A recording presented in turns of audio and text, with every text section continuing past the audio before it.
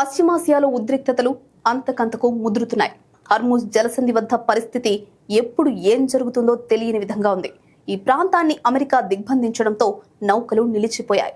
Naval బ్లాకెడ్ సమీపంలోకి వచ్చే Iran యుద్ధ నౌకలను ధ్వంసం చేస్తామని ప్రెసిడెంట్ ట్రంప్ తాజాగా హెచ్చరించారు. ఈ మేరకు నౌకాదళానికి ఆదేశాలిచ్చినట్లు తన ట్రూత్ సోషల్ ఖాతాలో పేర్కొన్నారు. ఉద్రిక్తతలు తీవ్ర స్థాయికి చేరిన తరుణంలో ట్రంప్ చేసిన ఈ వ్యాఖ్యలు ప్రపంచాన్ని మరింత ఆందోళనలోకి నెట్టింది. ఇరాన్తో ఆఖరు యుద్ధానికి అమెరికా సిద్ధమైనట్లుగా ట్రంప్ మాటలు సూచిస్తున్నాయని పరిశీలకులు భావిస్తున్నారు.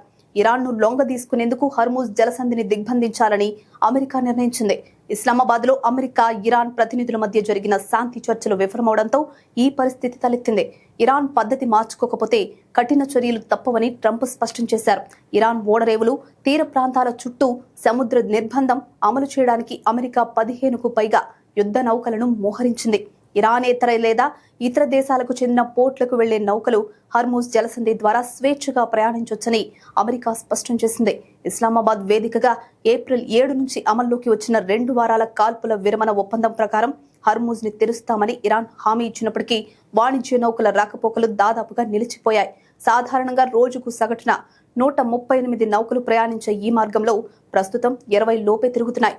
ఇరాన్ రెవల్యూషనరీ గార్డ్స్ ఈ జలసంధిని తమ ఆధీనంలోకి తీసుకుని దానిని తమ వ్యూహాత్మక ఆయుధంగా వాడుకుంటున్నాయి. అనుమానాస్పద నౌకలు కనిపిస్తే ధ్వంసం చేస్తామని ఇరాన్ హెచ్చరిస్తోంది. ఇక ఈ జలసంధిలో ఇరాన్ భారీగా మందు పాత్రలు పెట్టిందని, దీనివల్ల నౌకల ప్రయాణం అత్యంత ప్రమాదకరంగా మారిందని నివేదికలు తెలుపుతున్నాయి. భారత్ దిగుమతి చేసుకునే ముడి చమురులో 60% పైగా ఈ మార్గం నుండే రావాలి.